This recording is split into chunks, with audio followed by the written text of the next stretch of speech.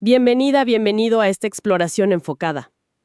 Hoy nos metemos de lleno en un tema de salud clave, el cáncer de cuello uterino. Un tema importante, sí. Y para guiarnos tenemos un documento muy detallado, muy completo, de la L.E. Marta Alicia Navarro Ocampo, de la Universidad Pablo Guardado Chévez. Una buena base. Nuestra misión aquí es, extraer lo esencial de este material. Entender qué es esta enfermedad, cómo se manifiesta, cómo la detectamos y, claro, qué podemos hacer para prevenirla y tratarla. Vamos a desglosar esto juntos. Perfecto. Y creo que lo primero, y el material lo deja claro, es que aunque es un tema serio, pues existen herramientas muy efectivas, tanto para prevenir como para detectar a tiempo. Eso es crucial. Y eso cambia totalmente el panorama, ¿no? Así que un buen punto de partida es, aprender a reconocer las señales, esas alertas que dé el cuerpo. Justamente. El material habla de síntomas iniciales. Menciona, por ejemplo, el sangrado vaginal anormal. ¿Podríamos aclarar qué significa anormal aquí? Claro. Anormal se refiere a cualquier sangrado que no sea el periodo menstrual regular. O sea, sangrar entre reglas, por ejemplo. Ajá. O, y esto lo recalca el texto, sangrar después de tener relaciones sexuales. Eso es muy específico. Entiendo. O también cualquier sangrado vaginal que aparezca después de la menopausia. Todas esas son situaciones que sí o sí requieren una consulta médica. Queda claro. Además del sangrado, se habla de flujo vaginal inusual. ¿Qué lo haría inusual? ¿Cómo lo notamos? Bueno, el documento lo describe como un cambio respecto a lo que es normal para cada persona. El flujo podría volverse como más líquido o muy pálido, a veces amarronado o incluso con un poquito de sangre. Ya. Y otra señal es el olor. Un olor fuerte, diferente al habitual. Lo clave es que sea un cambio que persiste, ¿no? No algo de un solo día. Y el tercer síntoma inicial que se menciona, dolor durante las relaciones sexuales, específicamente en la pelvis. Estos tres son como las banderas rojas principales al inicio. Sangrado normal, flujo raro, dolor. Son señales de alerta importantes, sí. Y algo que me parece fundamental de lo que dice el material es que estos síntomas iniciales a veces son sutiles. Pueden ser intermitentes. Uno podría pensar, no es nada o será por otra cosa. Claro, minimizarlo. Exacto. Por eso la insistencia del texto es no ignorarlos. Cualquier cambio de este tipo, sobre todo si no se va, pues justifica ir al médico. Sin duda, es vital recalcar eso, porque el documento también describe cómo cambian los síntomas si la enfermedad, si avanza. Habla de dolor pélvico o de espalda, pero ya más constante, como un dolor sordo, dice, en la zona lumbar. Exacto. Ahí ya vemos como una progresión, ¿no? Ya no es algo tan localizado quizás. Claro. Y además de ese dolor más persistente, se pueden sumar otros síntomas que afectan, digamos, a los vecinos, el sistema urinario y el digestivo. ¿Cómo cuáles? Pues dificultad para orinar o dolor al hacerlo. Lo mismo al evacuar. Incluso, fíjate, puede aparecer sangre en la orina o en las heces. Uf. Y también menciona la hinchazón de piernas como una posibilidad en esos casos. Y ya en fases más avanzadas, el material señala cosas más generales, ¿no? Como perder peso sin buscarlo y una falta de apetito muy marcada. Exacto. Y aquí lo revelador es cómo los síntomas van reflejando hasta dónde ha llegado la enfermedad, ¿cierto? Ujú. Los iniciales, más sutiles, más locales. Y estos últimos, dolor constante, problemas urinarios, pérdida de peso, sugieren que el cáncer pudo haber crecido más o empezado a tocar otras áreas. Entiendo. Esto realmente subraya por qué es tan importante la detección temprana, actuar con las primeras señales, no esperar a que la cosa se ponga más seria. Totalmente de acuerdo. La detección temprana es un eje central de este material. Y para eso describe pruebas concretas. La más conocida, creo, es el Papa Nicolau. La citología. ¿Qué hace exactamente? El Papa Nicolau o PAP es la herramienta de cribado clásica, ¿no? Su objetivo es buscar directamente en las células del cuello del útero si hay cambios anormales. Cambios en las células. Alteraciones que podrían ser un precáncer o un cáncer muy, muy inicial. Busca la célula que está diferente. Y junto a esa está la prueba de BPH. ¿Cuál es la diferencia ahí? La prueba de BPH tiene otro enfoque. No busca la célula normal, ¿Sí, no? sino la causa. Busca el virus del papiloma humano, específicamente los tipos que se saben que son de alto riesgo para causar cáncer. Entiendo. Detectar el virus ayuda a identificar a las personas que tienen más riesgo de desarrollar esas células anormales, a veces incluso antes de que aparezcan. El documento también habla de una prueba conjunta. Es hacer las dos a la vez. Correcto. La prueba conjunta es eso, combinar la citología, el PAP, con la prueba de BPH. La idea es que juntas son más sensibles, se complementan. Se potencian. Exacto. Se usa sobre todo en ciertos grupos de edad o según el historial. Ok, entonces, estas son pruebas de detección, de tamizaje. Si alguna da un resultado anormal, ¿qué sigue? Ahí ya entramos en el diagnóstico para confirmar, ¿verdad? Exactamente. Si el cribado, el tamizaje, da positivo, se necesitan estudios más a fondo. La colposcopía es clave aquí. ¿Qué es? Es usar un instrumento especial, como un microscopio, para mirar el cuello del útero con mucho aumento. Permite ver esas zonas que quizá en el PAP o VPH salieron alteradas, pero verlas en detalle. ¿Y si el médico ve algo sospechoso durante la colposcopía? Pues el siguiente paso lógico es la biopsia. Ahí mismo, durante la colposcopía, se toma una muestra pequeñita de tejido, justo de esa zona que se ve rara. ¿Y esa muestra? Esa muestra va al laboratorio, y ahí es donde se confirma o se descarta si hay células precancerosas o ya cancerosas. La biopsia es la que da el diagnóstico definitivo. El material describe también otros dos procedimientos. LIP dice escisión electroquirúrgica con asa y conización quirúrgica. Son también para diagnóstico. Pueden ser las dos cosas, diagnóstico y tratamiento. El LIP usa como un alambre muy fino con corriente para quitar el tejido anormal. Ajá. Y la conización quita un trozo un poco más grande, en forma de cono. Ambas permiten tener más tejido para analizar, pero muchas veces, al quitar la lesión que se ve, ya sirven como tratamiento, sobre todo para precánceres o cánceres muy iniciales. O sea, un camino lógico, detección con PAP o VPH, mirar de cerca con colposcopia, confirmar con biopsia y a veces tratar ahí mismo con LIP o conización. ¿Y si la biopsia sí confirma cáncer? Bueno, si se confirma un cáncer invasor, la cosa no acaba ahí. Hay que saber qué tan extendido está. Claro. Todo de imagen, como la tomografía por emisión de positrones, el PET, que ayuda a ver si el cáncer viajó a los ganglios linfáticos o a otros órganos. Y eso es fundamental para saber la etapa. Exacto. Eso nos lleva directo a la estadificación. ¿Qué es la siguiente pieza clave? Entender la etapa es vital para el tratamiento. El documento usa un sistema claro. Empecemos por el estadio 1. Estadio 1 significa que el cáncer está solo en el cuello del útero. Ni un milímetro más allá. Confinado. Exacto. Hay subdivisiones, y A si es microscópico, y B si ya se ve a simple vista. Pero la clave es esa. Está contenido en el cuello. Vale. Luego, estadio 2. ¿Qué implica? En el estadio 2, el cáncer ya empezó a salirse del cuello uterino. Va hacia los tejidos del lado, pero, importante, sin llegar a la pared de la pelvis o al tercio de abajo de la vagina. Ok. Se diferencia si va hacia la parte de arriba de la vagina, IA, o si invade el tejido que rodea al útero, el parametrio, IB. Ya hay una pequeña extensión local. Ahí se empieza a complicar un poco la definición de hasta dónde llegó. ¿Y el estadio 3? El estadio 3 ya es una extensión local más importante. Aquí el cáncer sí ha llegado a la parte de abajo de la vagina o hasta la pared de la pelvis, los huesos y músculos. Ok. O también si ha crecido tanto que empieza a afectar cómo funcionan los riñones, causando hidronefrosis. O si ya llegó a los ganglios linfáticos de la pelvis. Y finalmente, el estadio 4. ¿Qué significa llegar ahí? Estadio 4 es cuando el cáncer ya se fue más lejos de la pelvis. El IBA es que invade órganos vecinos como la vejiga o el recto. Directamente. Sí. Y el IBB es la metástasis a distancia. O sea, el cáncer viajó por la sangre o la linfa y llegó a órganos lejanos, hígado, pulmones, huesos. Es fundamental entender esto, ¿no? Porque no es solo ponerle un número. Para nada. La estadificación es el mapa para el tratamiento. Define qué tan agresivo es el cáncer y guía todas las decisiones.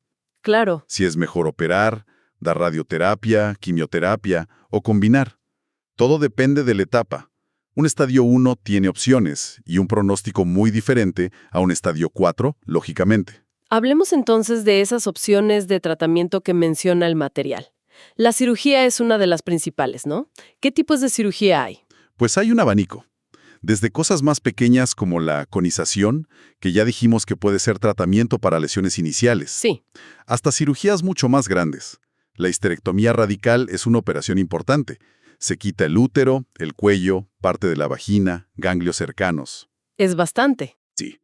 Pero, y esto es interesante y lo menciona el texto, en casos muy específicos de enfermedad temprana, a veces hay opciones de cirugía que intentan preservar la fertilidad. Eso es un avance importante. Otra opción clave es la radioterapia. ¿Cómo actúa?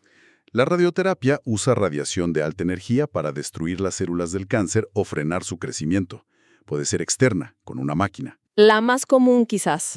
O interna, poniendo fuentes radioactivas directamente dentro o cerca del tumor.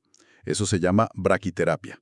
A menudo se combinan las dos. Y está la quimioterapia. ¿Qué papel juega? La quimio usa medicamentos, fármacos, que viajan por todo el cuerpo y matan las células cancerosas.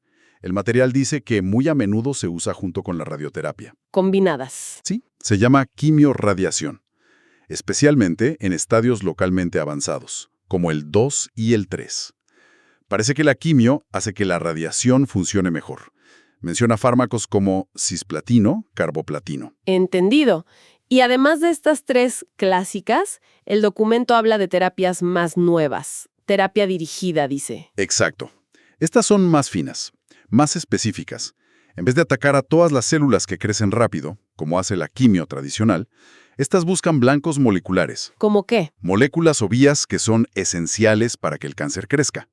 El ejemplo que pone el documento es bevacizumab, Avastin, que lo que hace es impedir que el tumor cree nuevos vasos sanguíneos para alimentarse. Interesante. También menciona la inmunoterapia. ¿Y esa? La inmunoterapia es fascinante.